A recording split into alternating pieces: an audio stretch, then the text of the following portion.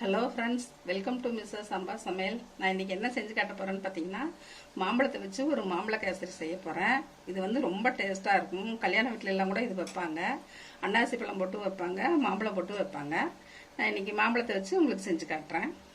இது எப்படி செய்யலான்னு பார்க்கலாம். வீடியோக்குள்ளே போகலாம் வாங்க. நம்ம செய்ய போகிற மேங்கோ கேசரிக்கு ஒரு கப் ரவை எடுத்திருக்கோம். அதுக்கு ஒரு பெரிய மாம்பழமாக எடுத்து தோலெல்லாம் சீவிட்டு இப்படி சதையை மட்டும் எடுத்திருக்கோம். இதை வந்து நல்லா நைஸாக அரைச்சி எடுத்துக்கலாம். இப்போ எப்படி செய்யலான்னு பார்க்கலாம் வாங்க. கடாய் சூடாயிடுச்சு. ஒரு 2 ஸ்பூன் நெய் ஊற்றிக்கலாம்.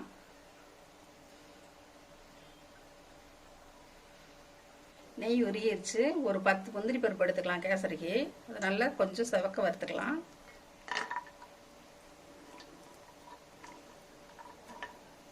இந்த கேசரி பார்த்திங்கன்னா சின்ன பிள்ளைங்களாம் நல்லா விரும்பி சாப்பிடுவாங்க. நம்ம வீட்டில் வந்து எப்போவுமே சும்மா முந்திரி திராட்சை மட்டும் வறுத்து செய்வோம். இப்படி மாம்பழம் போட்டு செஞ்சோம்னா ரொம்ப டேஸ்ட்டாக இருக்கும். இதை வந்து ஃப்ரிட்ஜில் வச்சு சாப்பிட்டாலும் ரொம்ப நல்லாயிருக்கும். முந்திரி நல்லா செவந்து வந்துருச்சு. இப்போ எடுத்துடலாம்.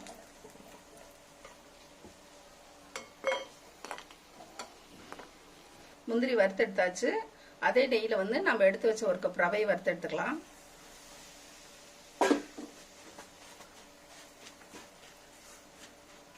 ரவையை கொட்டும் போது அடுப்பு வந்து சிம்மில் வச்சுக்கோங்க, இல்லாட்டி சீக்கிரமாக கரிஞ்சு போயிடும். லைட்டாக செவந்தா போதும், ரொம்ப வறுக்க வேணும்னு அவசியம் கிடையாது. நம்ம இப்படி வறுத்து செஞ்சோம்னாக்கா ஒரு கட்டி கூட இல்லாமல் கேசரி ரொம்ப நல்லா வரும்.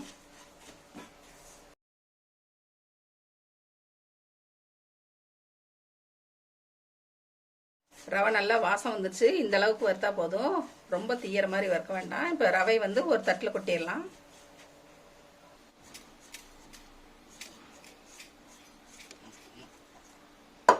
நம்ம இந்த கப்பில் வந்து ரவை எடுத்தோம். அதே கப்பில் வந்து ஒரு கப் ரவைக்கு 3 கப் தண்ணி ஊற்றினீங்கன்னா சரியாக இருக்கும் கேசரிக்கு. ஊற்றிடலாம்.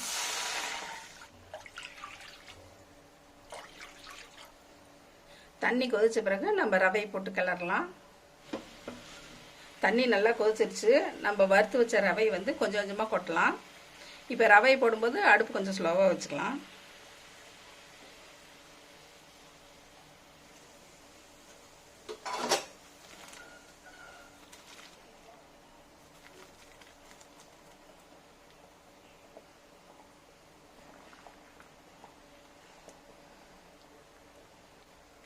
கட்டி இல்லாமல் இப்படி நல்லா அமுத்தி விட்டோம்னாக்கா கட்டி வராது. ரவை நல்லா வேகட்டும். ஒரு 2 நிமிஷம் மூடி வச்சிடலாம். ரவை வெந்துட்டு இருக்கட்டும். அதுக்குள்ளே நம்ம வந்து மாம்பழத்தை அரைச்சி எடுத்துக்கலாம்.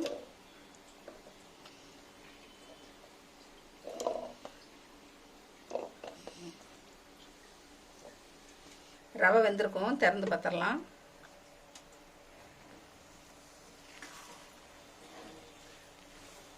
ரவை நல்லா வெந்துருச்சு. நம்ம இப்போ சர்க்கரை போட்டுடலாம். 1 கப் ரவை எடுத்தோம். அதே கப்பில் 1.5 கப் சர்க்கரை போட்டுக்கலாம்.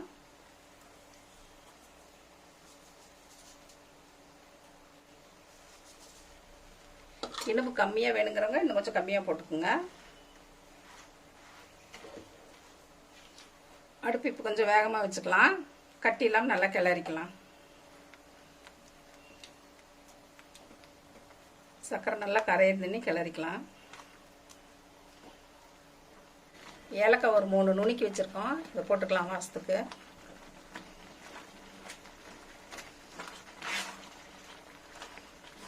சர்க்கரை நல்லா கரைஞ்சிருச்சு. இப்போ நம்ம வந்து அரைச்சி வச்ச மாம்பழத்தையும் போட்டு கிளறிடலாம்.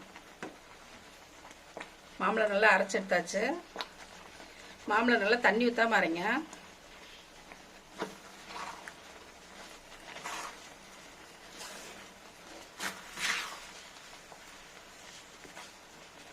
இப்போ தண்ணி சர்க்கரையெல்லாம் கொஞ்சம் சுண்டுற தண்ணி கொஞ்சம் அடுப்பு வேகமாக இருக்கட்டும். அதுக்கப்புறம் கொஞ்சம் சிம்மில் வச்சுக்கலாம். நல்லா சுண்டி வருது. இப்போ மாம்பழம் எல்லா பக்கமும் ஒன்றா வர்ற மாதிரி கிளறிக்கலாம். நல்லா கிளறியாச்சு. இப்போ அடுப்பு சிம்மில் வச்சு ஒரு 2 நிமிஷம் மூடி வச்சிடலாம். 2 நிமிஷம் மூடி வச்சிருந்தோம். இப்போ திறந்து பார்த்துடலாம். கேசரி நல்லா வெந்து வந்திருக்கு. இப்போ நம்ம நெய்யில் வறுத்து வச்ச முந்திரியை போட்டுக்கலாம். கடைசியாக 1 ஸ்பூன் நெய் ஊற்றலாம், நல்லாயிருக்கும்.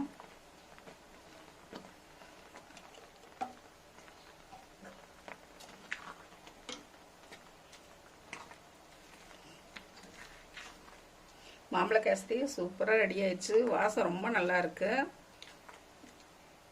இந்த பதம் கரெக்டாக இருக்குது. இப்போ அடுப்பு ஆஃப் பண்ணோம்னாக்கா சாப்பிட்ற பதத்துக்கு கரெக்டாக வந்துடும். ஆறுனதுக்கப்புறம் அடுப்பு ஆஃப் பண்ணிடலாம்.